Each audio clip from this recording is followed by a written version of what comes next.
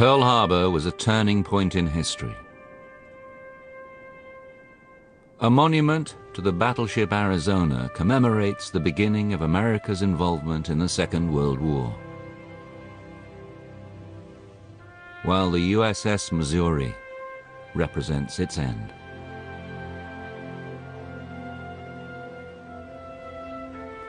A much smaller memorial consists of two simple circles of stones honoring what many consider to be the single most effective military service in the war against Japan, the submarine force of the United States Navy. The American submarine campaign during the Second World War was the most absolutely decisive victory of that war. The submariners in the Pacific reduced the Japanese Imperial Navy and its merchant fleet to near non-existence.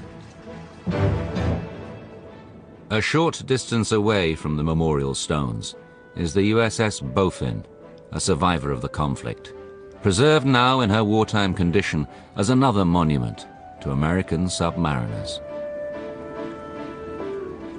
Curious visitors come in peace today, but in her prime, the Bowfin was a warrior, traveling nearly 100,000 miles on 9 war patrols, sinking more than 67,000 tons of Japanese shipping. But such victories are not won without sacrifice. There are 52 stones at the Pearl Harbor Submarine Memorial representing the 52 boats lost in action during World War II and the 3,505 men who perished with them.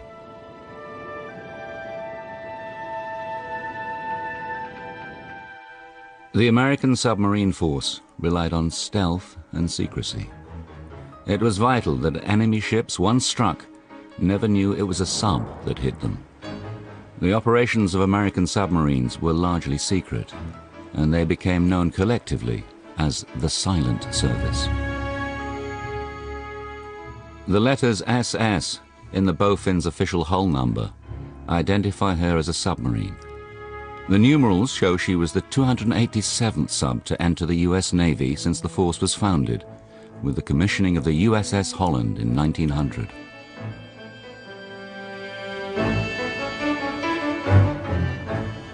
Bowfin and the other boats of her time represented the pinnacle of American submarine technology, which was slow to grow, but luckily peaked just before the Second World War, at the critical moment when it was needed the most. 2 decades earlier, in the First World War, Germany had proved the submarine could be a deadly weapon, with such sinkings as the civilian ocean liner Lusitania. The rest of the world, however, recoiled from this indiscriminate warfare. At that time, there was a great abhorrence of submarine warfare, particularly the unrestricted type. It was considered almost cowardly to attack and sink unarmed merchant ships or even ones that had a deck gun. In the 1920s, arms limitations treaties officially declared unrestricted attacks to be immoral. The operational doctrine for submarines was known as the cruiser rules. The cruiser rules meant that the submarine had to surface, accost the merchant ship, inspect its cargo or whatever, and then put the crew in a place of safety. This political climate between the wars threw naval planning into confusion. If stealth attacks were unacceptable, how else could submarines be used? Prior to the World War II submarines, and some years before World War II started, there was quite a discussion in the Navy as to the proper employment of our submarines. And it was decided that the battleship was the backbone of the Navy. The idea was that the submarines were adjuncts to the battle line, and they were to help the battle line. And so what was the mission of the submarine? Well, it was to scout ahead of the fleet, and that's why they had to be called fleet submarines. Prior to the mid-1920s, American submarines had been small, awkward, and ineffective. But now, to keep up with the fleet, subs needed 20-knot speeds and long-range capabilities. This demanded designs for boats exceeding 300 feet in length.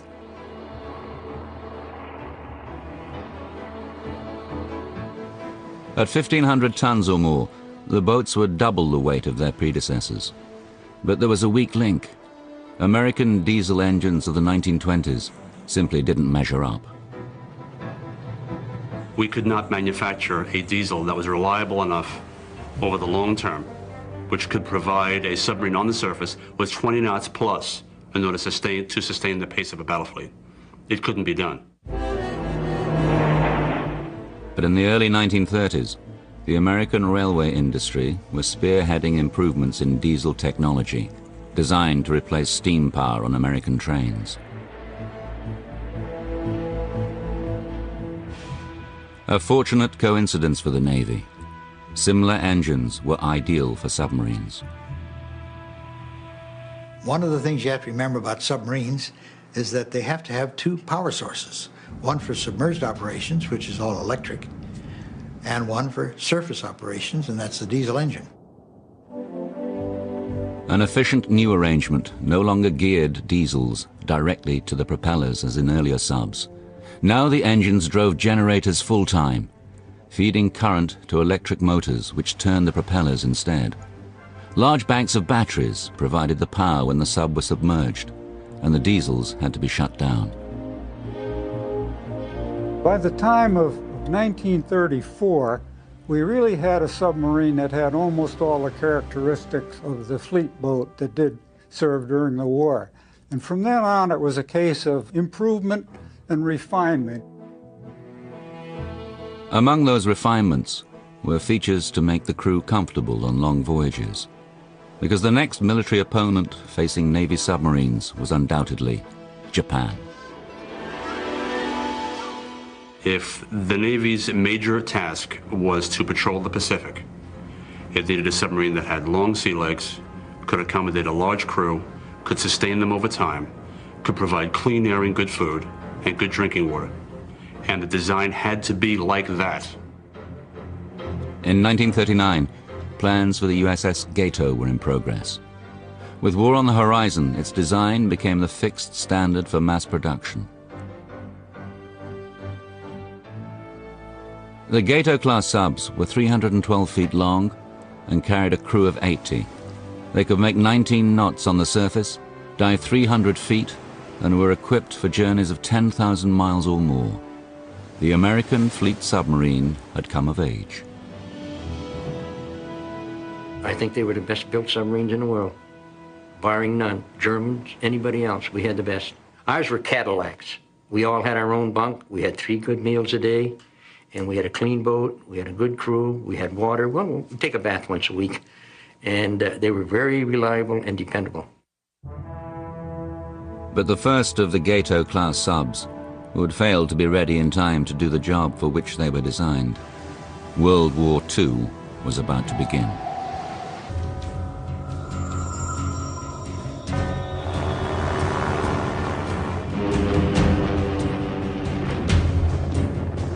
When the Japanese attacked Pearl Harbor, battleships and airfields were the prime targets.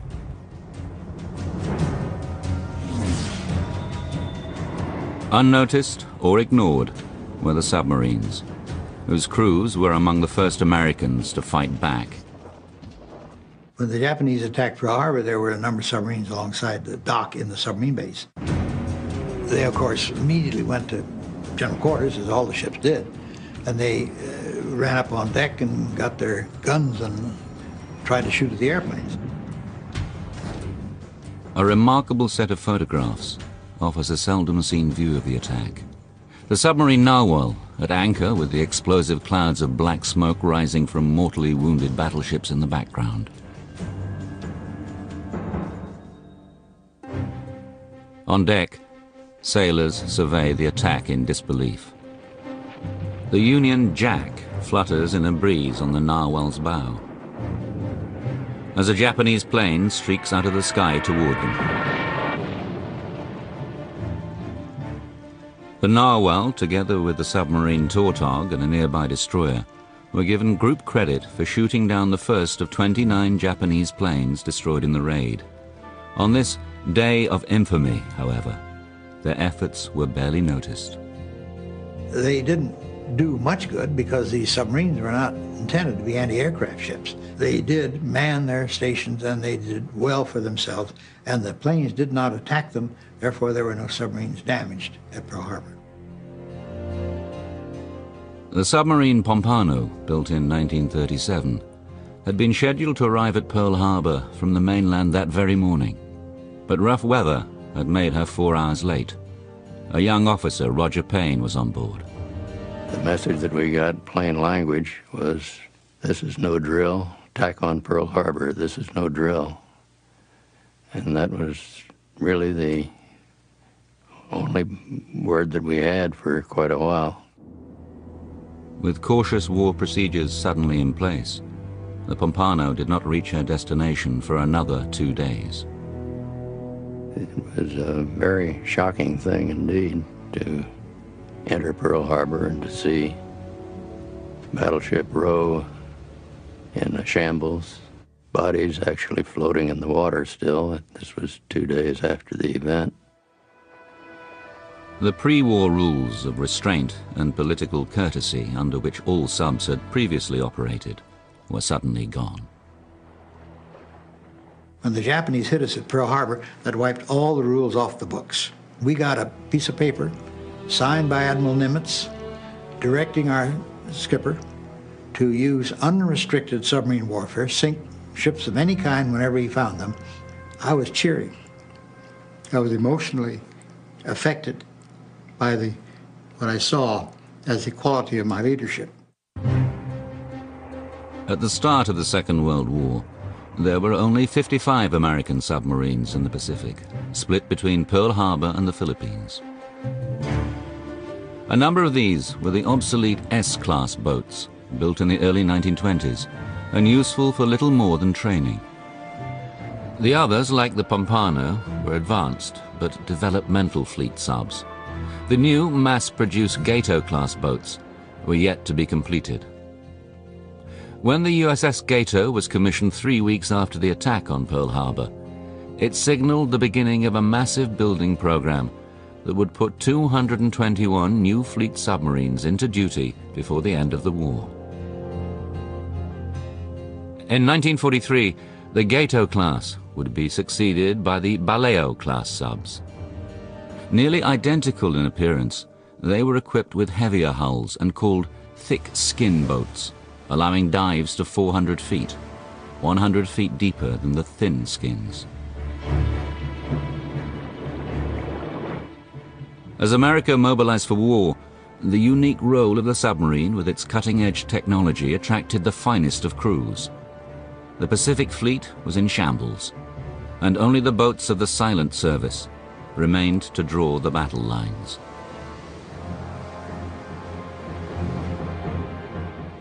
We were fortunate during World War II. Lots of people wanted to get into submarines for different reasons.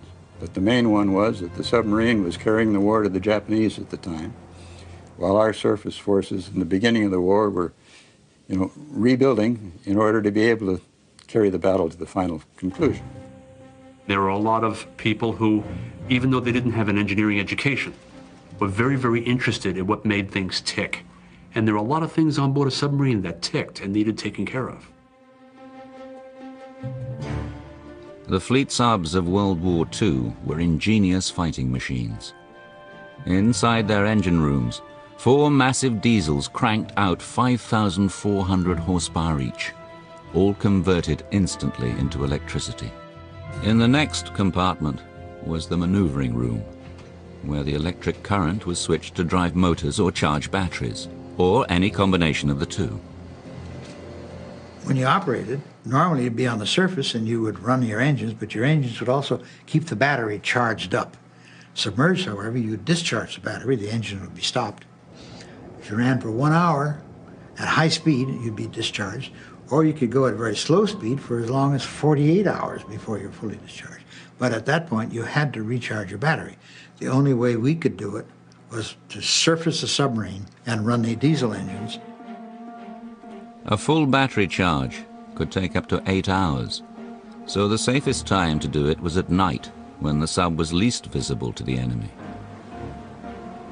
At the very center of the submarine was the control room, containing the valves, gauges, levers and handles to accomplish the dive and surface, the very essence of the sub's existence.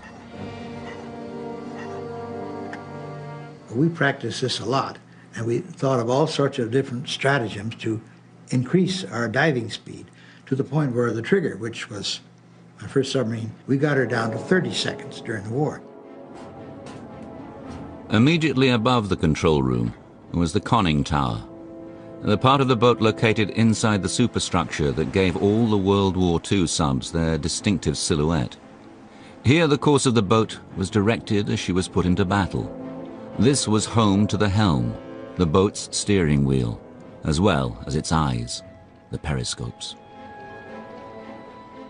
High-tech gear was crowded into every corner.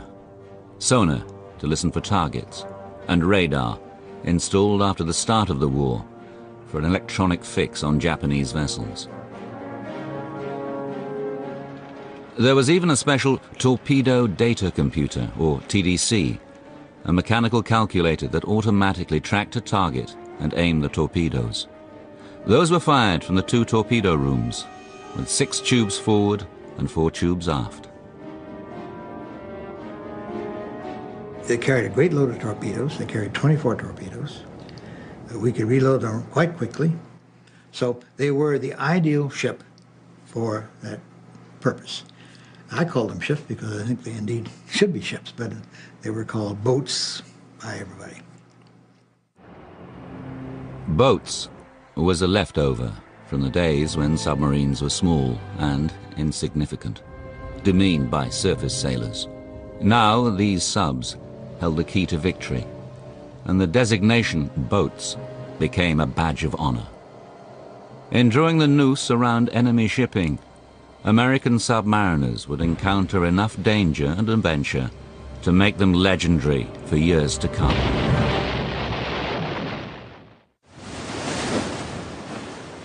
Of all the stories involving American submarines in the Second World War, none is stranger than that of the sister ships Sculpin and Squalus.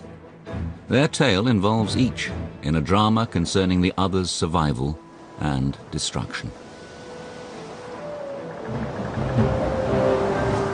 The saga begins in early 1939, at a time when events were leading the world to a war that was still months away.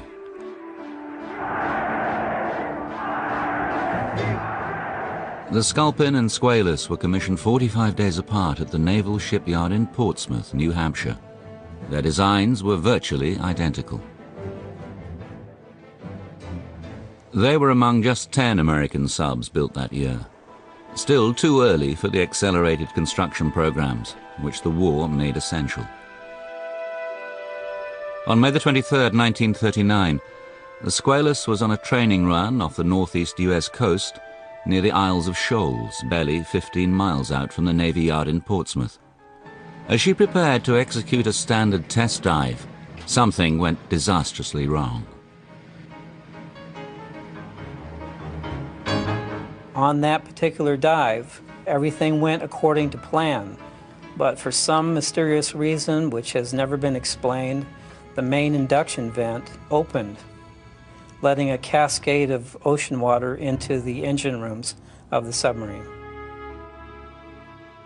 Many people don't realize what the main induction is. It's a huge pipe as big as 36 inches in diameter to take air into the submarine to run the diesel engines. Now, the 4 engines on a submarine have to all run at the same time sometimes, and they all need air at the same time, so that's why you need that big of a pipe. It's a huge pipe. In the control room, attention during the dive was focused on what submariners called the Christmas tree, a panel of red and green lights showing the status of all the openings on the boat, including the main induction.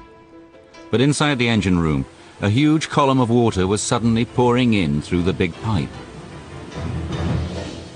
We know it was open because water came in.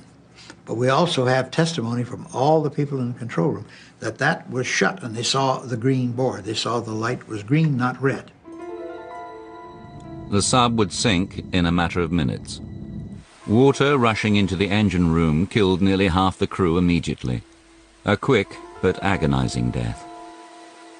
I just know that they all had enormous pain, enormous, and it ruptured their eardrums immediately and probably blanked most of them out. They were probably unconscious because of the tremendous pressure that hit them that fast.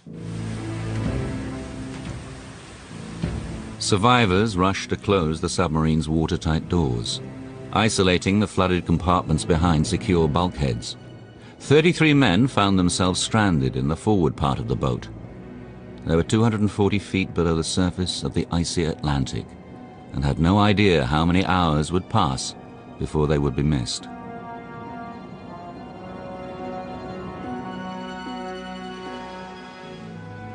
When the Squalus failed to report in after its test dive, her sister ship, the Sculpin, was dispatched to look for her. The Sculpin found the Squalus by sighting its emergency rescue buoy, with which all subs were equipped. With Sculpin leading the way, ships, men, and equipment converged on the scene. But the Navy had an ace, a new diving bell invented by Commander Alan R. McCann. It was rushed to the scene aboard the rescue ship Falcon. In a hazardous operation, the bell was sent to save the lives of men who would otherwise be doomed. You sort of glued to the radio. We didn't have TV, so we were all following as best we could how these people might be rescued. And there was a tremendous feeling of wonder and awe when, in fact, they brought up a large number of the crew. The first bell brought up 7 crewmen, and it was almost miraculous to the press covering it that, for the first time in history, crewmen were brought up from great depth from a submarine. It was almost unbelievable. Cables went out across the country and gigantic headlines were generated in newspapers everywhere. Though 26 men were killed, all 33 who remained alive in the forward part of the boat were saved. In the inquest that followed, no conclusions were reached on the cause of the Squalus accident. The mystery of the main induction failure remains unsolved. People have theorized over what happened, and I have my own theory. No proof, just my idea. The chief in charge, a checked-out sailor, he'd been in submarines for years, must have somehow opened the induction when he meant to open some other valve. He probably grabbed the wrong handle and opened the induction. You can do a thing 1,000,000 times correctly. That's the time you're going to make a mistake. You got to realize you get stale when you're doing something, so you don't do it routinely. You got to remember that this kind of a thing, you do it unroutinely every time. 2 months later, the sea off the Isles of Shoals was crowded once more, as salvage ships converged on the site to raise the sunken Squalus. The Sculpin was on hand again, her destiny still linked closely to her sister ship. When President Franklin Roosevelt saw pictures of the Squalus as her nose leapt from the water, he likened her to a sailfish. That description would become the new name of the ill-fated boat after it was restored and put back into service. But cynical, superstitious sailors thought this sub would forever be cursed. They nicknamed it the Squalefish.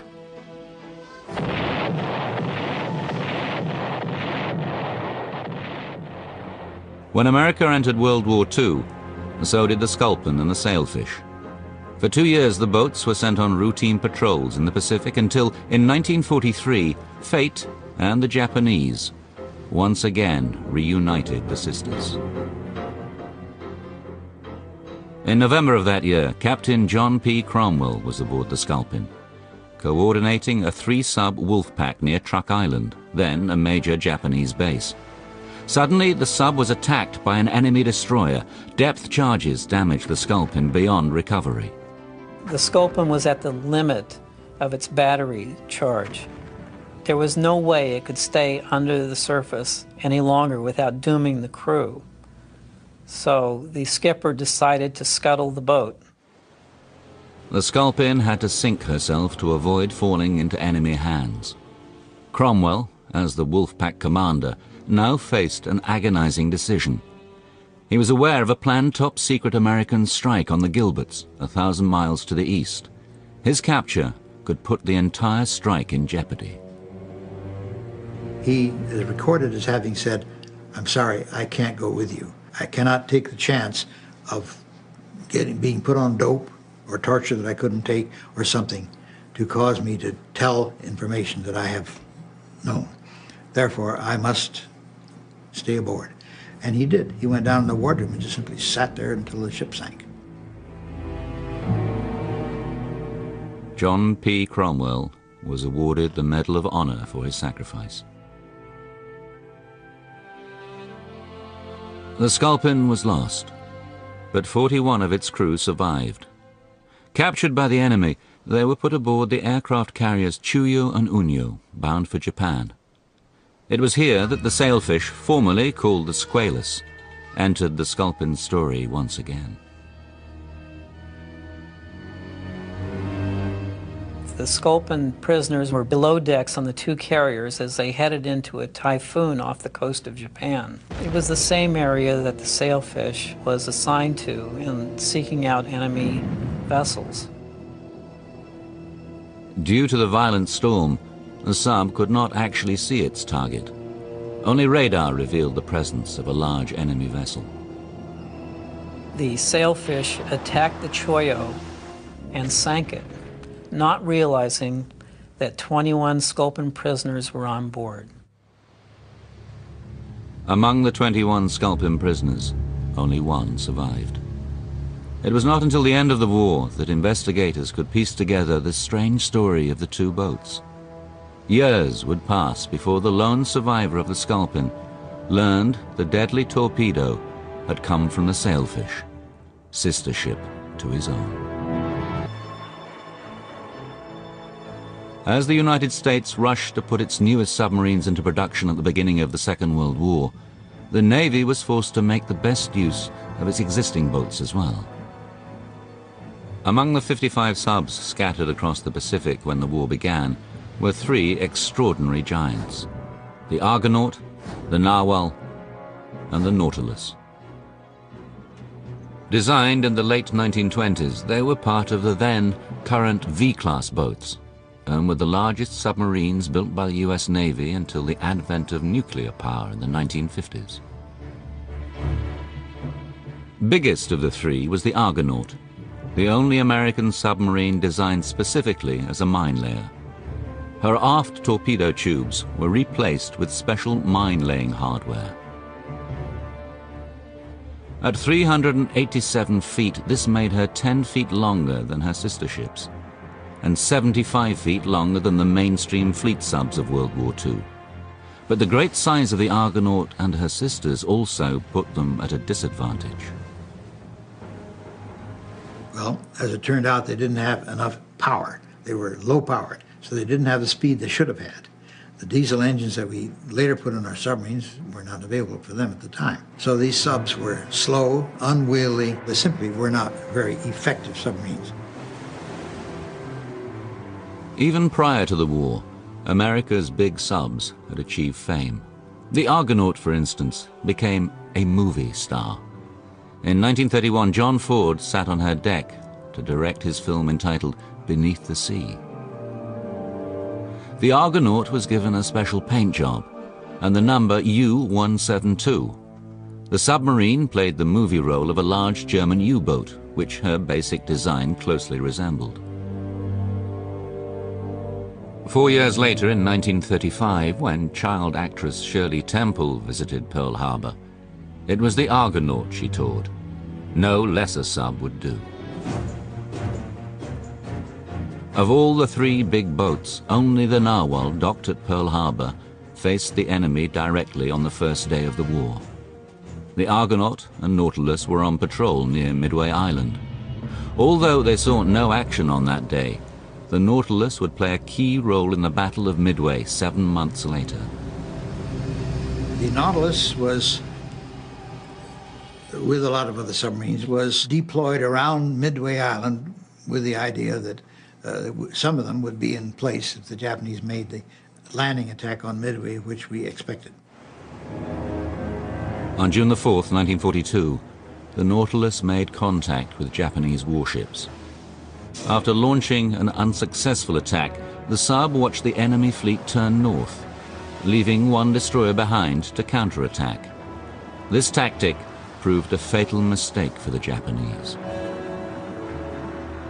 And after depth charging for a while, the destroyer took off and headed north. It just so happened that Commander McCluskey, aviator, was out with the dive bombers. He was in charge of this flight, and they had lost contact. They had no idea where the Japanese were.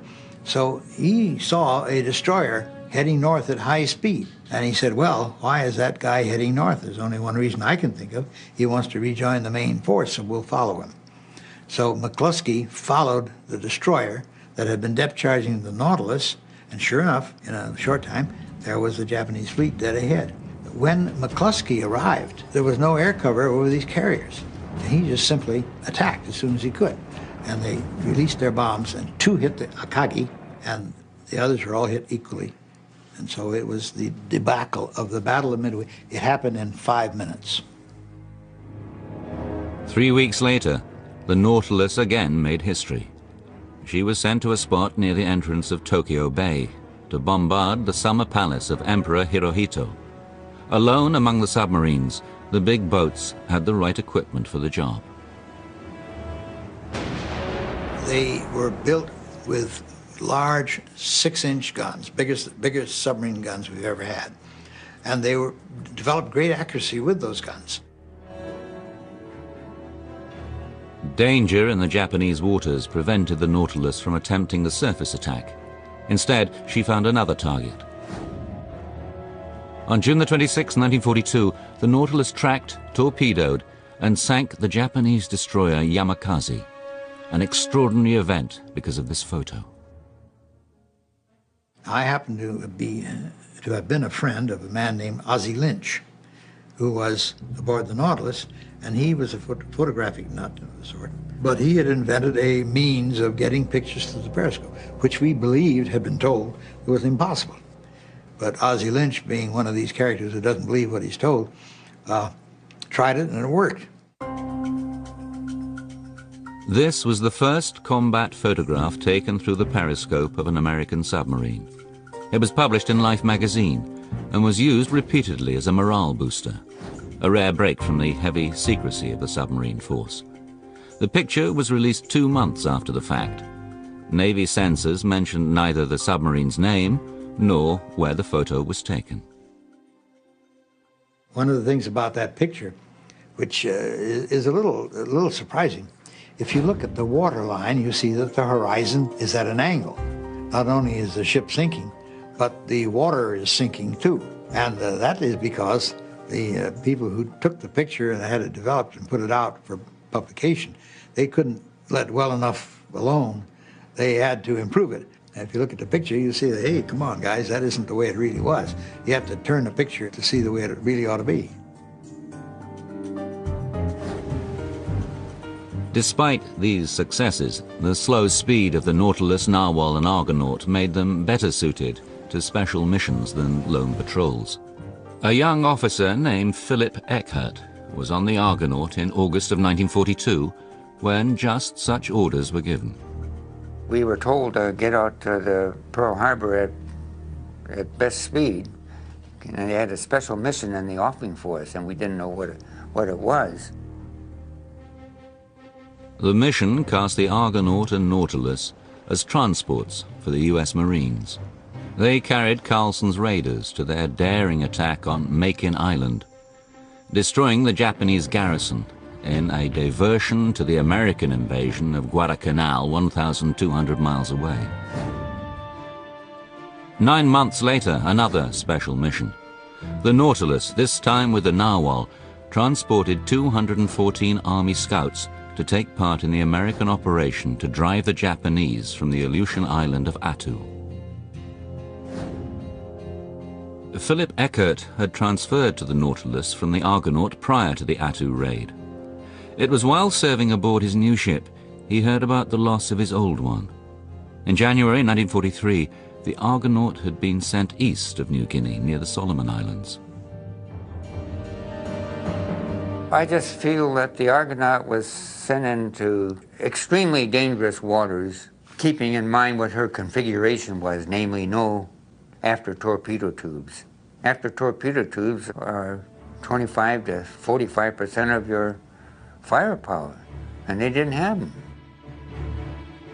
The Argonaut's aft torpedo tubes had been replaced with the specialized hardware she needed for her original design as a mine layer.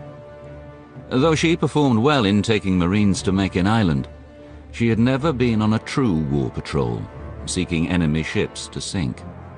A Japanese destroyer proved her undoing. They depth charged him, and the Argonaut is reported, by the Japanese actually, to have surfaced.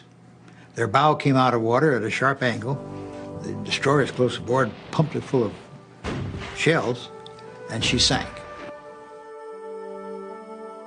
Her stone at the Pearl Harbor Memorial records a loss deeply felt amongst submariners. The Argonaut, as big as she was, carried more crew than any other American sub. 106 men died when she went down, the single greatest submarine loss of World War II. By mid-1944, the war was going well for the American Navy. Preparations were being made to retake the islands of Guam, Saipan, and Tinian in the Marianas. 1,000 miles to the west of those islands, submarines were sent to patrol the San Bernardino Straits in the Philippines. There they hoped to sight the Japanese mobile force, a fleet of ships expected to oppose the American offensive. Locating the enemy was essential. And the Japanese forces came through San Bernardino Straits. There was a long way to go to make an engagement with the American forces. For several days they were unsighted. Nobody knew where they were. Zeke Zelmer was an officer aboard the USS Cavallo, a new submarine on its very first war patrol. Cavallo was built at Connecticut's Electric Boat Company and was commissioned on February the 29th in the leap year 1944. Her men called her their lucky lady. For sailors' superstitious reasons, we felt that the 29th of February was very auspicious and would bring luck to Our Lady the Cavallo. But the crew scarcely knew how lucky she'd be as they searched for the Japanese mobile force off the Philippines their first time out. Through the sonar system came the telltale sounds of enemy ships. Cavallo saw some ships, heard some noises, submerged, and found themselves with a mobile force coming at them. Ideal situation for a submarine commander. Sink them all. But skipper Herman Koestler did nothing.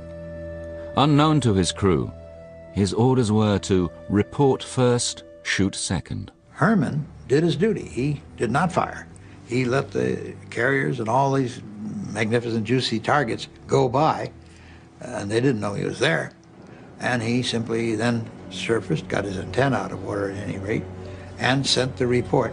It turned out to be one of the decisive reports of that battle. Frankly, the crew and the officers as well were devastated. Here we had the ideal target on our first patrol. We counted at least 15 ships by sonar. We had seen some 7 ships, including carriers and cruisers. And we just sat there quietly as we could, listened to them, and let them go. So there was terrible disappointment. Morale was probably at the lowest ebb I saw it on the Cavallo.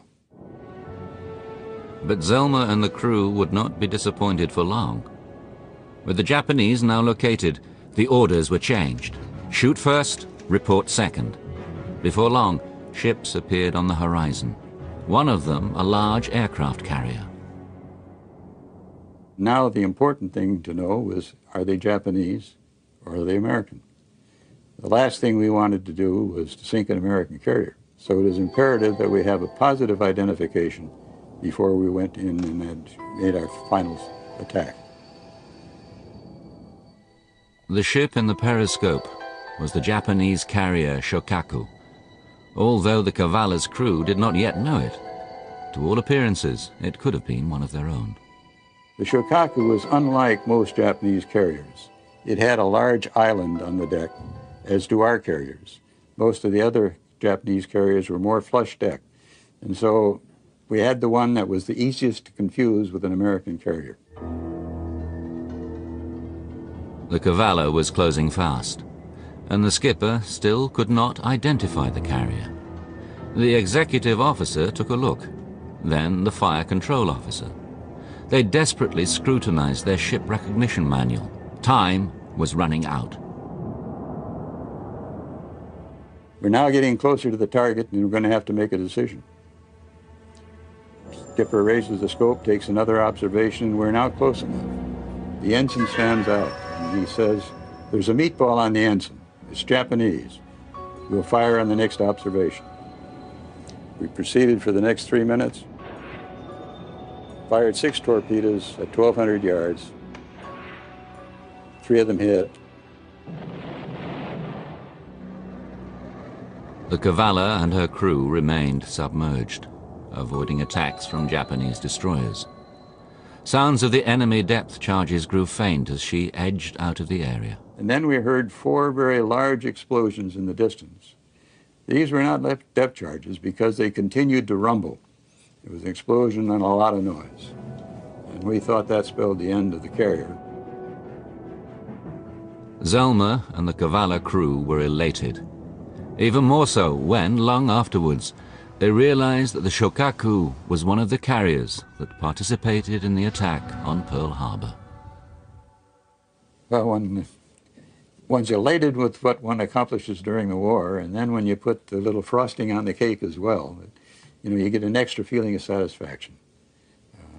A little payback, if you will. The Cavala was one of the 2 American subs to sink aircraft carriers prior to what became the First Battle of the Philippine Sea.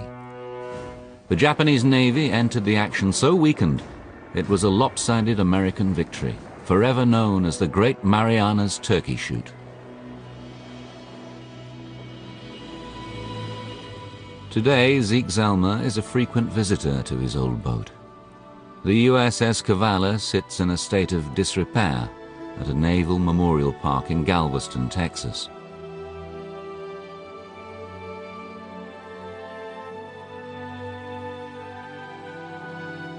One of 15 wartime subs still surviving, there are plans to restore her to the condition in which she served so well.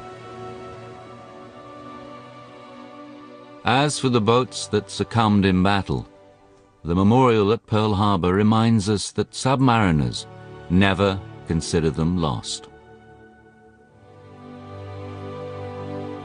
The submarine way of saying that a submarine is lost is that she's on eternal patrol. This means that she's down there with her crew on board, and they're serving their country and will forever. They can't do anything else. Their lives are ended, submarines are wrecked, but they're serving their country.